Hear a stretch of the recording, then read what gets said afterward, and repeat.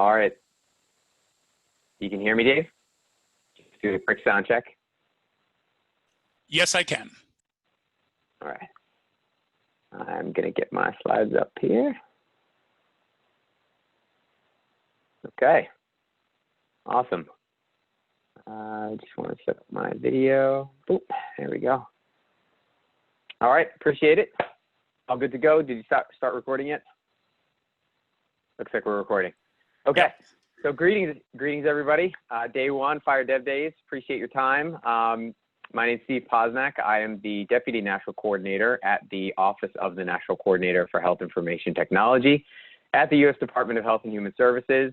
Whatever time it is always time for FHIR, and that's why we're here this week. So I am going to cover a whirlwind tour, as the description might have indicated, of the recently issued final rule from my office. For those of you that were at the FHIR Dev Days last year in the US, I gave a preview about our proposed rule, talked a lot about the policies that we had included, some of the initiatives and work that we were doing, and now we're here a year later cycling through and we've issued a final rule. So I'm going to take you through all the bits and pieces, make sure you get the lay of the land. You're going to be hearing from some of my colleagues later this week, and we also have an office hours Q&A session. So when you ask a question that stumps me, if I am able to leave a little bit of time at the end, know that on Wednesday, we will have some time at the end of the day, East Coast time, for you to answer some questions and ask some questions as well. All right. We're going to move on. Just a quick note, if you want to see the details of the rule and all of the specific policies, I've provided a summary here in our PowerPoint presentation. But please go and check out the details of the final regulation. It's available on healthit.gov, and I have some reference slides later on in the presentation. Agenda-wise, as the title suggested, I'm going to cover the final cures rule. I'm going to talk about the certification program, conditions of certification, with a special focus on our application programming interface certification criterion that references FHIR. And then I'll give you a little bit of a taste of the information blocking policies as well. This is a presentation that typically my colleagues and I do in about an hour and a half. So super condensed. I'm going to go through a number of different content areas, and just know that there will be other presentations this week from my colleagues as well. Okay. So first and foremost, just in case you're not familiar with my office and the work that we've done, for the past 10 years, we've been updating editions of certification criteria that relate to what's called certified EHR technology. That's been referenced by certain U.S. federal government payment programs, such as what you may be familiar with being referred to as quote-unquote meaningful use. It now goes by a different name, but the certification criteria and the certification process was originally created to support those payment programs and has now since expanded over time. So we have a number of different certification criteria, and this just gives you a bird's eye view of the different categories of certification criteria that we have. When it comes to the conditions and maintenance of certification, these are new. So as a result of what's called the 21st Century Cures Act, which was passed right at the end of 2016, at the end of the Obama administration, and we've since carried forward through to this administration, is a requirement for us to effectively substantially revise our certification program to cover these new conditions of certification. And the way that you can think about it from a difference in policy dynamics perspective is that prior to the 21st Century Cures Act, we had the ability and set up certification criteria to regulate health IT software, but we didn't really look at the health IT developers' business practices or organizational practices as a whole. When our Congress passed the 21st Century Cures Act, they expanded our authority, as we describe it in a federal bureaucratic speak. We have new requirements that are in the law for us to not only look at the software performance, but to also look at how the health IT developer is engaging in the market vis-a-vis a number of different dimensions. And so these conditions and maintenance of certification requirements were laid out in the law, and we've subsequently implemented them as part of the final rule. There are 7 that are laid out in the law, 6 that we've implemented thus far in our final regulation. I'm not going to go through each of the gory details, which I would normally do here, but the quick thing to mention is, as I noted, these are applicable to the health IT developer by law. So you could have a situation where a health IT developer has a perfectly standards conformant. They can follow the standard to a T. Their product performs the capability. It's effectively, as we describe it, conformant with the certification criterion. However, their practices in the market vis-a-vis certain of these conditions of certification could violate one of those conditions of certification, and they could be subject to our oversight and enforcement relative to the condition of certification as a result of their business practices, not because their software product has anything wrong with it in particular that would put it out of compliance with their program. So it's important to kind of keep in mind that new dynamic to our program work, and that'll make more sense as I start to dive in a little bit more detail with the API-oriented condition of certification, which I'm going to focus on, given the crowd of FHIR-minded folks that we have on the webinar today. Okay, so when you think about the certification criteria that we have, now that you know that we've adopted those, and this broader wraparound of conditions of certification, we really have kind of two parts to our certification program now. You've got the conditions of certification that, again, apply to behaviors of certified health IT developers. And then you've got new ways in which the certification criteria are referenced. So in this case, as part of our original 2015 edition, which was a regulation that we put out as the name might suggest, in the year 2015, we adopted certain API certification criteria. They didn't reference standards, though, from a specificity perspective as they do today. So as part of our final rulemaking, we adopted a new secure standards-based API, and I'm going to go through in pretty quick detail all the nooks and crannies of that certification criterion. But at the high level, we include, in terms of the data that needs to be accessible via this new FHIR-based API, what's called the U.S. Core Data for Interoperability. And I have resources to that in my slides and on healthit.gov as well. But that's a subset of data that needs to be supported by these new certified APIs. The new certification criterion is at that Code of Federal Regulations citation, which is there at the third bullet. And then a couple other points to mention in terms of the anatomy of the certification criterion. So as we all know, APIs can do a number of different things, including read and write. The focus for certification for our program at this stage is on read-only from a standards conformance and interaction perspective. We do reference FHIR Release 4 as the base and only standard for the purposes of certification. You may recall, as part of our proposed rule, that I encouraged everyone to comment because we were soliciting whether or not we should adopt Release 2, Release 3, Release 4, some combination. And in large part, the industry coalesced around FHIR Release 4 as the standard to focus on. And then lastly, in terms of the overall high-level view for the certification criterion, it includes capabilities for both single patient-related access as well as population services through the FHIR bulk implementation guide. So I'm going to continue on and go through each kind of slice or cross-section of the certification criterion very quickly. Happy to make these slides available, and I've provided them to the conference organizers. So again, there's lots of content that I'm going to cover in a very short period of time. This is available for your consultation, and I won't cover all the details in each of the slides. So when it comes to the United States Core Data for Interoperability, here are the various different data classes and the constituent data elements that belong within them. Lots of things that you've previously seen from our regulatory processes.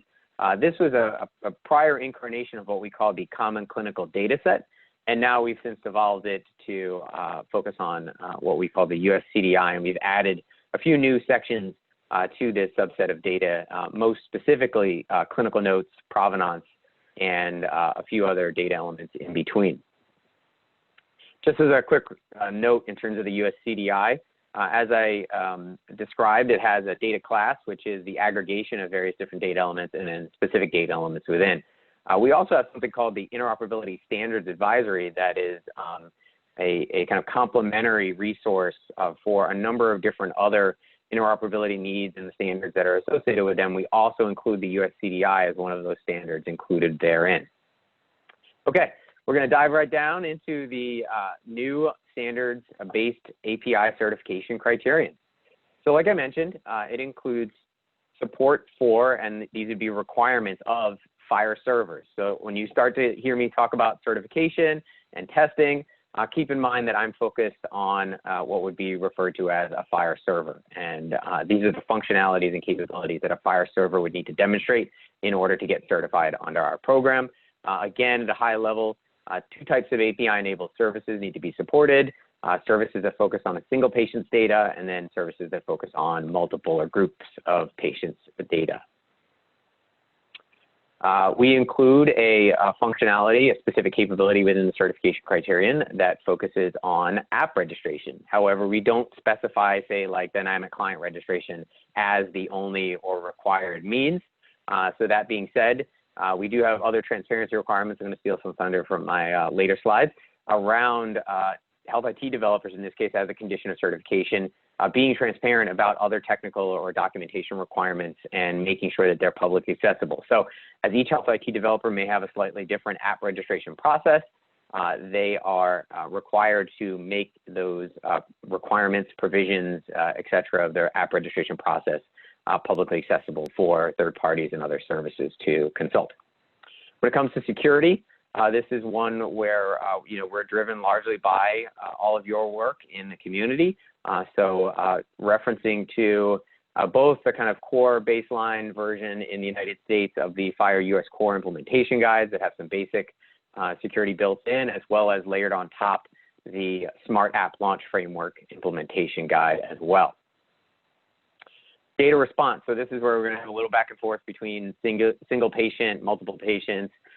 Again, when it comes to single patient related data responses, FHIR Release 4, US Core Implementation Guides as a baseline for conformance, and we require support for the mandatory capabilities in the US Core Server Capability Statement, as well as support for the mandatory and must support data elements. So when you're looking through those specs, and you want to know what's required for certification, those things are in there, and you can take them for granted as requirements for the program.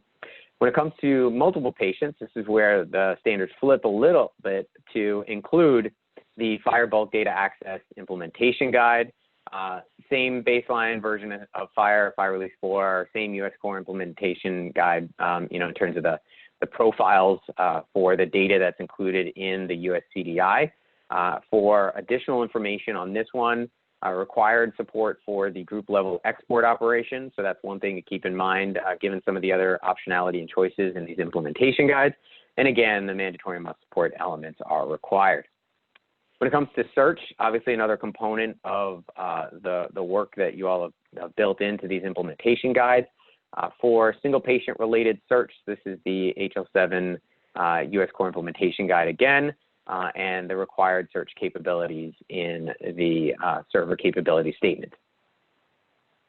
When it comes to multiple patient related search, that's going to be following the FHIR Bulk Data Access Guide.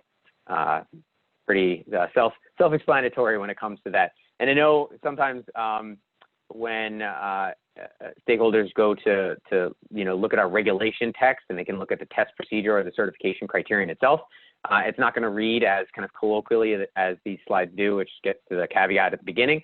But this is a way to hopefully, for your all's perspective, break down and make a little bit more consumable the different components of our certification criterion.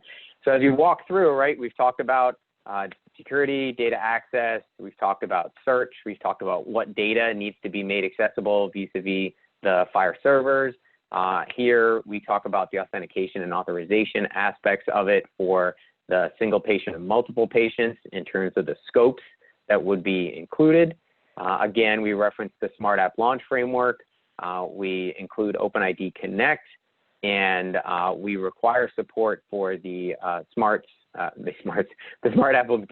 Application Launch Guides core capabilities.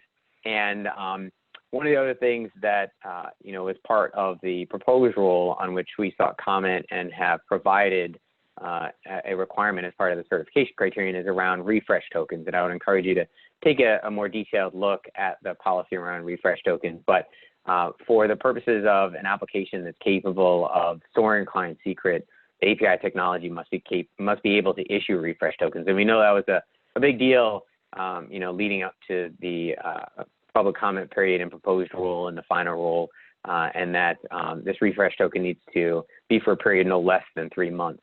as the certification requirement goes. When it comes to the bulk data implementation guide, again, this is going to be one where the scopes for system scopes is going to follow the particular requirements that are in that implementation guide. Other required capabilities to keep in mind, there is a requirement given that part of the FHIR server capabilities that we have adopted in the certification criterion would be enabled to support patient access, that there is a required demonstration that the FHIR server can support at the patient's direction, the ability to revoke and authorize apps access or ability to receive data from the patient. And then there is a requirement for those of you that are really devil in the details of authorization servers and the like around capability for token introspection. In that case, no particular standard, was adopted as well. And then lastly, like I noted, there are general requirements around transparency for technical documentation that need to be made available in a publicly available hyperlink on the Health IT developer's website or some other place that they can point people to make all this documentation publicly accessible. Okay, so that was a bit on the regulatory dynamic certification side. There is the other element of our certification program overall, which relates to testing. So if you go to our 2015 edition certification and testing webpage, there are also accompanying test procedures. As a quick public service announcement, given that we're talking about testing and certifying FHIR servers, you would think, all right, well, what do we need to do that type of thing? Well, you need a client, so to speak. And we happen to have developed with our partners at MITRE a testing tool that behaves and acts like that client type software that we refer to as Inferno. So the Inferno testing tool will be used and has been updated to test FHIR servers for our certification program purposes. Colleague Rob Scanlon and I'll do a quick cameo intro on Wednesday. We'll be presenting on the Inferno testing tool, so I'd encourage you to put that on your dance card or calendar for Wednesday afternoon East Coast time. But in the interim, if you have any other additional interest, definitely encourage you to check out our website and all of the various requirements that we've built in. So again, here, the test procedure just gives you a bird's eye view of the various different functionalities that need to get tested, demonstrated with the Health IT developer, the test lab, and the tool, and the various different standards that are included therein. Okay, so that was the technical piece. Now we're going to get on to the business practices associated with the condition of certification. And in this case, I'm going to focus directly on the API condition of certification. So we have, again, 6 certification conditions of certification that we've included in our final rule. This one's a bit unique because of the various different requirements that were included both from a statutory and regulatory perspective. In the statute, as you may have heard Dr. Rucker mention in the past or even earlier today, as well as myself, this is one where Congress indicated that APIs need to be made accessible, quote unquote, without special effort. And we actually went through quite a bit of effort to explain what special effort meant and what without special effort meant vis-a-vis the final rule. And as we started to describe that, it became really important to us to make sure that we were very clear about the kind of players in the API space, their roles, their responsibilities. And to do that and to make it really explicitly clear, we came up with these kind of key definitions of terminology that we use specifically in this section of the final rule. So certified API technology is considered Health IT that's certified to one of those 4 API certification criteria that we have. A certified API developer is effectively the name hopefully describes who they are, but it's a Health IT developer that gets that gets software certified to any one of those certification criteria. API information source is the source of the information. And I hate to say it that kind of colloquially, but the way that we use to describe it that way is that an API information source is the organization that has the data that would ultimately get put in or supplied by a FHIR server. So they're the source of the information. They're the ones that are going to be deploying certified API technology. It may be hosted for them by a Health IT developer or the like, but they're the source of the information. And so that is a different relationship paradigm as we start to talk about these various conditions in the API condition of certification. And then you have API users, which I like to describe, if you're not a certified API developer and you're not an API information source, then you're pretty much an API user when it comes to the way that the rule is applied and the way that the rule works. And so that's an easy way to kind of keep things in mind instead of trying to, look deeper into the meaning of API user. Okay, so when it comes to the condition of certification, here's a high-level overview. We have 3 sub-conditions within the condition of certification, and they each have a lot of detail that are packed therein. So I'm just going to give you the real thumbnail sketch, brief overview of each of these sub-conditions. So as I mentioned, both from a technical perspective as well as general business practices and documentation, we have a transparency requirement. We also have one associated with fees. And so when we looked at the various different dimensions that could, quote unquote, cause special effort and that we wanted to reduce in order to increase competition and increase innovation in the market, transparency around documentation, we heard in terms of feedback, it was difficult for people to find either documentation around the actual API technology or developers' business practices. It was difficult to find information around the fee schedule and methodology, as well as the relationships between who could charge fees and how the fees would be structured and things of that along those lines. And then there were also other dynamics associated with who had the right to use the API technology, who had asked for permission, various different steps that were getting put in place between what we would call certified API developers and API information sources that otherwise created a lot of friction for the market as a whole. And so our overall approach to the condition of certification and these 3 subconditions was to make sure that we could reduce the amount of friction, reduce the amount of back and forth and uncertainty among the different roles and responsibilities in the marketplace. So I'm going to cover these in a little bit more detail, but keep going at a pretty good clip. So when it comes to the transparency condition, there are certain documentation requirements for certified API developers. The one thing that I would call perhaps to your attention to keep in mind, maybe perhaps more important to others, is that any and all fees, the methodologies, et cetera, need to be made publicly available as part of the overall transparency requirements. And so those need to be described.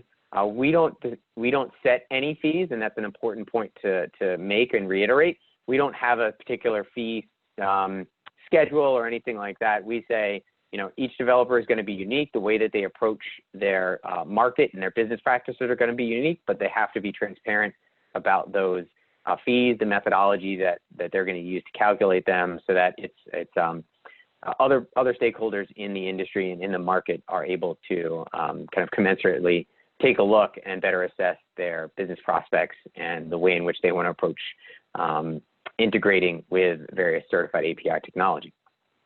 When it comes to the fees condition, and that is separate and distinct from what the fees would be from a methodological perspective, this condition focuses on the actual behaviors and guardrails associated with fees overall. And so the way that we've approached this from a regulatory perspective is to make clear, again, that relationship dynamic between, in most cases, fees are only permitted between certified API developers and API information sources. And so we have 3 categories of fees that are permitted. And as you start to look into the rule and the preamble, as we refer to it, that details all of these, we hope that these categories address pretty much the broad spectrum of what certified API technology developers would be interested in charging for. So the first one is around development, deployment, and upgrade. The second one is around usage costs. And then the third one is around value-added services. Now, the particular dynamics here, as I mentioned, is for the first 2, those fees can only be charged between the certified API developer and API information sources. So to say it in more plain language terms, between, say, an EHR developer and a hospital, that would be the only 2 parties, between which a fee could be charged. There are certain, dynamics to each of these that I don't have time to go into detail today. But I would encourage you to take a look at some of the information on healthit.gov. My colleagues actually did an hour-long, if not longer, webinar on the API condition of certification itself. That's also available at our Cures Rule webpage, and I have a link for that later. So I'm going to keep on moving because I feel the pressures of time. When it comes to the third subcondition within this API condition of certification, we also included certain requirements around how to promote an open and competitive marketplace. And so there are certain requirements here that, again, relate to how a certified API developer engages with API information sources, aka their customers, and the rights and other kind of privileges that they need to provide or convey to them in order for let's say, hospital in this case, to use the API, the certified API technology in whatever means that they deem necessary for their healthcare delivery purposes. And there are a number of things that are built into this condition around the terms that certified API developers need to ensure are present, you know, partly being that they're non-discriminatory and that they don't seek to, you know, cut other types of app developers, other service developers out of the market, so anti-competitive practices. And all of those are, again, along the lines of creating this API that can be deployed without special effort. Okay. When it comes to the maintenance of certification, so I already covered on the one hand, you have the condition of certification, which is that overall umbrella of these are business practices, these are obligations on health IT developers, they're kind of omnipresent. There are these maintenance of certification requirements that are continuous, either on a cyclical or on an as-event occurrence requirements that health IT developers also need to follow to maintain their certificates for their health IT product. But one thing that I'll call to your attention in particular is this last one down at the bottom. We know that if you're an app developer, you're developing some other kind of third-party service to interact with the FHIR server, you need to know its endpoint. Otherwise, you know, referred to as a service-based URL in the specs. So we required, principally for the purposes of supporting patient access, that as a maintenance of certification requirement, health IT developers, certified API developers in this case, are required to publish the service-based URLs for all of their customers of certified API technology that are patient-facing, just to say colloquially. So as we look forward to the timeline for deployment and upgrades, this would be one thing that the app developer community, especially for patient-related access, if you are not able to find out what the endpoint is, what the FHIR endpoint is for a particular server, then that may be a violation, or that may be an issue associated with compliance with this maintenance and certification requirement. So that's an important thing to keep in mind if you're on the app developer or service developer side of the market. Okay. We have a couple other particular responsibilities when it comes to the maintenance of certification requirements. I'm going to cover a timeline where I'm going to talk a little bit more about the first bullet, but the second one is, in general, the update from the non-standards-based API certification criterion to the G10 one that's referenced there at the bottom, the FHIR-based API certification criterion. We've allowed for 24 months from the date of the final rule, which is May 1st. So by May of 2022, that would be when FHIR-based servers conformant to FHIR Release 4 with the US CDI as the data that would be supported with all those other built-in capabilities that I mentioned, those would need to be in the hands of customers for their use and, you know, kind of further engagement with the field as a whole. So as you all start to consider, you know, what's going on, time and space, know that there's just going to be this ramp-up period now that's effectively started because of the May 1st publication date. And here's a graphic way to represent this. This slide's available on our website in terms of the compliance timeline. The two that I starred here on that top timeline half relate to the certification program and the API condition of certification. So the first one there that starred, which is the 6 months after publication, relates to even the current API certification criteria that we have today are subject to these conditions of certification. So with respect to the transparency requirements and the permitted fees, et cetera, that will start, as the chart here noted, 6 months after publication. So that would be this coming November. And then no later than 24 months after publication would be when the new FHIR server capabilities need to be rolled out to hospitals, ambulatory providers, and the like. The one thing to note, which I wanted to make everyone aware, we did, as a result of pandemic activities and the like, include what we call enforcement discretion, which is a policy and a posture that we issued a few weeks ago, in saying that we would provide a period of 3 months past these deadlines of additional enforcement discretion for regulated I guess stakeholders, in this case health IT developers, to come into compliance with these requirements. So while we've got 6 months and 24 months, in actuality, given our enforcement discretion posture, it's really 9 months to 27 months in terms of the last possible dates before which we would start taking enforcement and oversight related action. Okay, very quickly, because I'm coming up on time, information blocking. And again, this is a subject that you can do a hour-long, if not longer, presentation. You may have heard it, especially for those of you that are not based in the United States. This was another separate component of the 21st Century Cures Act that related to practices that would prevent information from being exchanged. Congress described that as information blocking. Congress declared and set a definition for what information blocking constituted. And so they said information blocking is illegal unless you are able to meet a particular exception, a reasonable and necessary activity that would make it okay not to share information.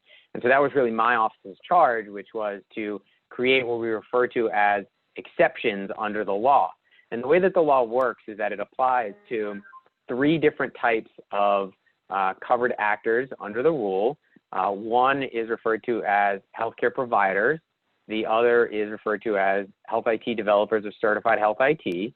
And so in this case, you can already see like there's a double authority application of the conditions of certification apply to these developers of certified health IT, and they're not allowed to engage in information blocking practices as well, which is why you have one of those conditions of certification at the beginning up front. And then lastly, we have a category of actors called health information networks, health information exchanges. And again, this is a functional definition. So if you're interested in finding out more about whether or not someone's a health information network or exchange, this is a kind of test of whether or not you perform certain functionalities. And if you do, you could be covered by the law from that perspective. When it comes to practices or what would make someone an information blocker, to say that in colloquial speak, first, most of the time when we start to go through these questions with a stakeholder, the first question is, are you a covered actor, right? So you know from the prior slide, you have to fit in one of those 3 categories. If you don't, then the information blocking law is likely inapplicable to you. And then the second question is, if you are a covered actor, so let's say you're a healthcare provider, does the information that may be subject to an information blocking complaint relate to what's called electronic health information? And in this case, electronic health information, as you might suspect, for those of you that are policy or regulatory familiar, is a defined term. And so we have a very in-depth definition of what's in scope and out of scope of the term electronic health information. But the easiest way to kind of keep a rule of thumb in mind is that electronic health information includes all of the electronic information that you, if you're a US-based person, can make a request for relative to what we call patient access under the HIPAA rules. So if you can make a patient access request under your HIPAA right of access, that is the same information that cannot be blocked when it comes to information blocking. And there are a number of other legal tests here that these other bullets cover, but in the interest of time, I'm going to keep going. For information blocking and the exceptions overall, so again, these are the ones that we were charged with setting up. There are 5 exceptions that I call full stop exceptions. So in this case, all 5 of the exceptions on the left side, a covered actor, one of those 3 categories, would be able to not share information altogether. And that would be okay if they were able to meet one of those exceptions under the law. If they aren't able to meet one of those exceptions, but they may have certain other requirements that may be applicable to their context or scenario, that is where we have these other 3 exceptions that are exceptions that involve procedures for fulfilling requests to what's called access, exchange, or use electronic health information.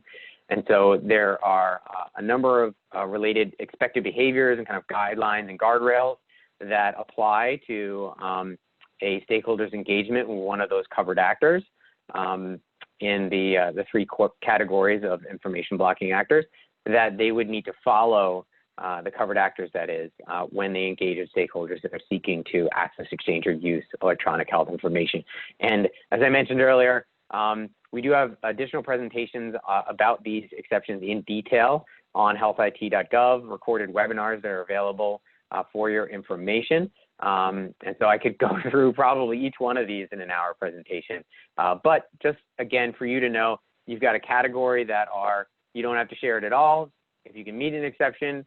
And then the other category is you are in a position where you have to share information, and here are the ways in which you need to engage in order to make sure that at the end of the day, information isn't blocked. So with that said, I know I probably talk like a, as we might say in the US, like a used car salesman, really super quick, and appreciate all your time. I know it's day one. You can get more information at healthit.gov/cures rule. We have fact sheets. We have previously recorded webinars, additional resources that we keep putting up there.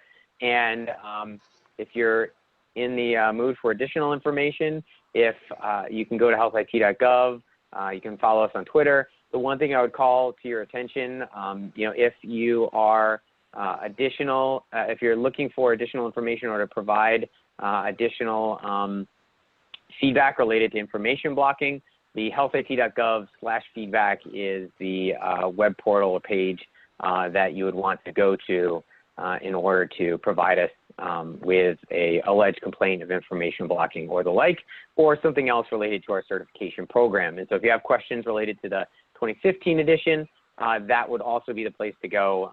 We're funneling everybody that way so that we can keep track of all the comments and questions that come in. And with that, I am done with my presentation. I appreciate all your time again today, and hope you enjoy the rest of the virtual Dev Days. So Steve, we have a couple of questions. John Gresh and Andy Crown, they sort of ask a similar one. Does the content you presented here relate to just EMRs, or is it any FHIR server or any other third-party applications used directly by patients? Great. So the conditions of certification apply only to those FHIR servers, I'll call them, that go forward through ONC certification program. So it would need to be a health IT developer that brings a FHIR server to and through the ONC Health IT certification program.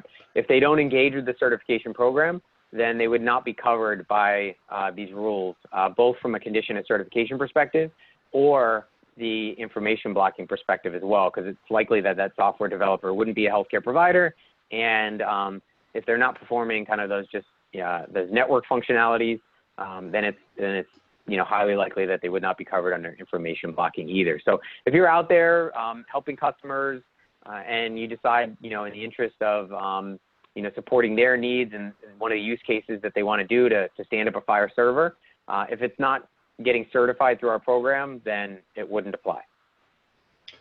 Okay, and then Banu asks about historical data. Does the certification talk about how many years of historical data you need to exchange with a patient? So we don't cover that in particular, and a lot of that has to do as well with, in some cases, state law in general, or what electronic data is available in the EHR systems in this case that would be connected to the FHIR servers. So that is something that is largely an organizational business practice, or if there are other programs like a Centers for Medicare and Medicaid Services program that indicate the type of information and either the kind of longitudinal aspect of the information that would be needed to be available. But for ONC's purposes, we focus more from a certification perspective on the capabilities that need to be demonstrated by those FHIR servers.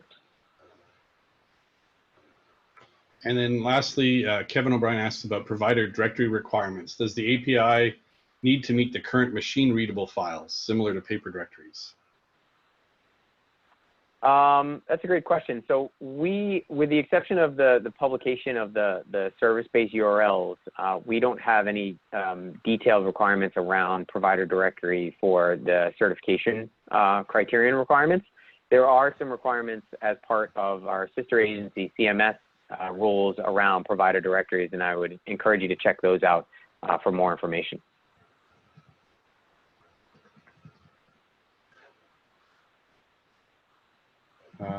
There's one more. Does information blocking apply to state Medicaid agencies, and do they follow the same enforcement discretion dates?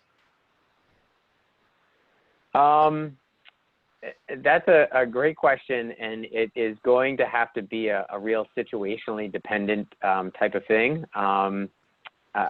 You know, they are not named in the law explicitly. So in that case, it would have to be an analysis of whether or not they either are performing a role as a healthcare provider, or I should say a component of that agency is performing a role as a healthcare provider that's covered, again, under the statute. So the law equally, when it comes to healthcare providers, has a very expanded and, you know, you say like unpacked definition of healthcare provider, and you can, again, consult our website because we have that all spelled out of what the term healthcare provider means in this context. It would seem unlikely that they would be a health information network or health information exchange. So again, that would be more of a fact pattern that we'd have to take a look at. But my general sense, you know, kind of on the spot reaction would be not named in the law. And I'm, you know, struggling right now to figure out which category of actor that they would fit in. But again, you know, best if you have questions to lay out those scenarios and submit into the healthit.gov feedback.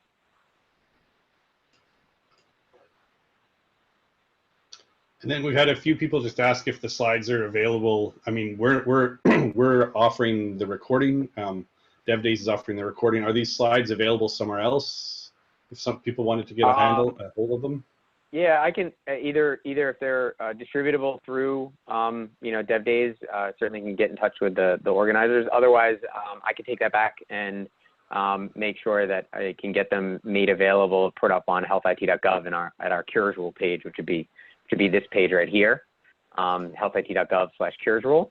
And so I can talk to our communication staff about getting the slides up. But many of the slides I used are thankfully borrowed and consistent with the other slides from other presentations. You just don't have my my voiceover and narrative associated with them.